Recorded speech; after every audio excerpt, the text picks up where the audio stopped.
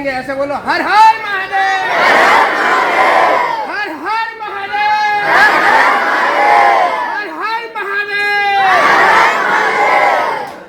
आज मुझे अचानक ही आप सबके बीच में आने का सौभाग्य प्राप्त हुआ है। मेरा कोई प्रोग्राम यहाँ आने का था नहीं। आपके पास में एक ढूंढा है, सत्संग है, उसमें कैलाश मानसरोवर यात्रियों का सम्मेलन है, भोजन प्रसाद है, उसमें मैं आया हूँ। भक्ता राम जी के साथ में अचानक आ गया हूँ, तो मैं एक मन की बात आपको बता रहा हूँ। आप बहुत भाग्यशाली है, आप स्कूल में पढ़ाई कर रहे हैं। हर किसी को स्कूल नसीब नहीं होती है। फिर आप अपने माँ के गर्भ में जब जन्म लेते हैं, उस समय आपके अंदर कर्म आते हैं। आपके पिछले जन्म के जो कर्म है, उसके अनुरूप आपको सब कुछ मिलेगा।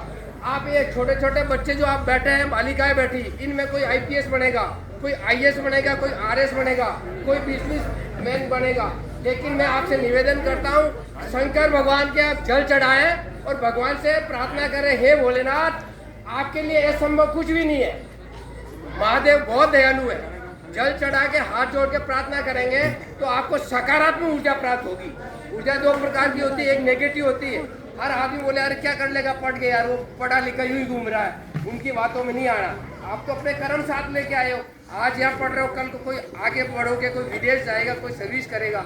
मैं भी एक छोटे से गाँव में हूँ, पढ़ा था, 4 क्लास ही पढ़ा, उसके बाद स्कूल नहीं, फिर 5वीं दूसरी जगह पढ़ा, फिर जसनगर नागौर में पढ़ा, फिर पढ़ाई छूट गई, खेती करी।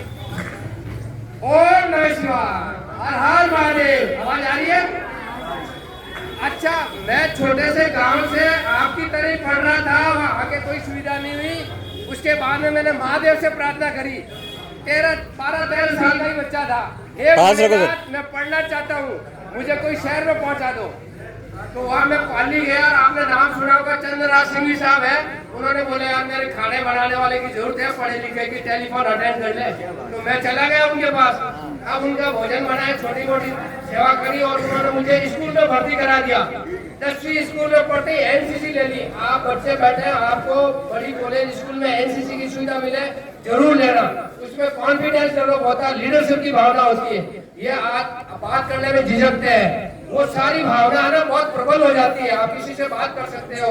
तो वो मुझे अवसर मिला जयपुर में। फिर मैंने सेक्रेटरीट में 5 साल छोटी मोटी नौकरी करते बाद में मैं बाबू बन गया सेक्रेटरीट में। किसी ने मुझे आरएस का फॉर्म भरवा दिया। अब आरएस के एग्जाम लेने लगा, तो आरएस में बहुत मेहनत करी, इंडियन फिलोसफी, वेस्टर्न फिलोसफी सब पढ़ी, लेकिन प्रारब्ध कमजोर होने से आरएस का पद नहीं मिला। जो भी कुछ हुआ, उसके बाद में अधीनस्थ लेखा सेवा में मेरा सिलेक्शन हो गया, और सेक्रेटरीट में मैं नौकरी कर रहा था। तो मैंने कहा, हे भोलेनाथ, मैं कुछ परोपकार कर लूं नौकरी के साथ। तो वो बहुत दयालु है भोलेनाथ, उसने मेरी पुकार सुन ली। बीपीएल के जो रोगी होते हैं, उनको सेक्रेटरीट से चेक मिलता था 5 लाख 3 लाख का, वो सीट मुझे मिली। वो चेक बनने में 20 दिन लगते हैं, और मेरे को किसी ने कहा, यार किसी को बचाना तो जल्दी चेक बना देना। तो मैं 3 अक्षरों से साइन करवा के 5-6 दिन में चेक तैयार कर देता, और उसको फोन कर देता, भाई तेरा चेक बन गया, हॉस्पिटल पहुंच जाना। तो मुझे बहुत सारे लोगों की दुआएं मिली। अचानक कैलाश मानसरोवर यात्रा का योग बना, 2 लाख रुपए लगते हैं उसमें।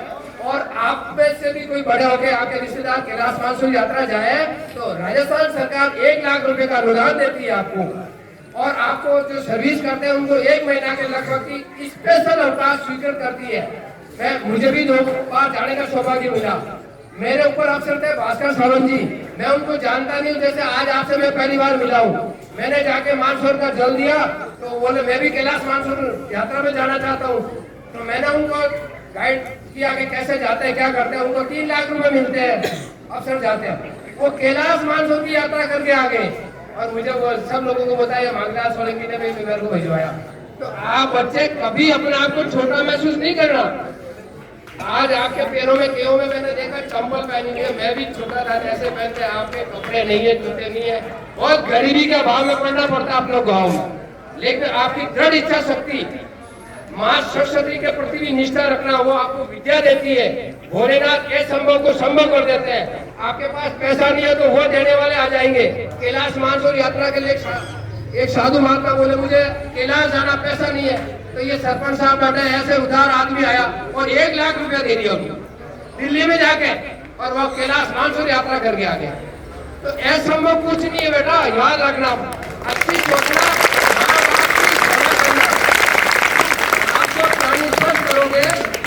ऊर्जा और आशीर्वाद मिलती है, और आपके दादा परदादा का भी आपको पुण्य मिलता है, ये याद रखना। आप गलत रास्ते चले गए तो उसका भी प्रभाव माँ बाप को मिलता है। इसलिए आप हमेशा याद रखना, अपने माता पिता बड़ों का आदर करें और हमेशा चरण को स्पर्श करें, टच करें। दूर से नहीं करना आपको चरण स्पर्श, उससे आपको उनका आशीर्वाद और शक्ति मिलती है। अब मैं इतनी बड़ी यात्रा करने के बाद मैं अपनी बड़ाई नहीं कर रहा हूँ, मैं भी अपनी चरण किसी को छूने नहीं देता हूँ। ऊर्जा ट्रांसफर हो जाती है हर किसी को, आप अपनी करोगे। तो ये एक अपने भारतीय संस्कृति है, और आज मुझे बहुत अच्छा लगा। अब मैं ज्यादा तो कुछ लाया नहीं, भक्ता राम जी को इमरजेंसी में कहकर आपके लिए ट्रॉफी मंगवाई, मैंने सभी बच्चों को ट्रॉफी बांटा। ताली बजाओ, ताली बजाओ, ताली बजाओ।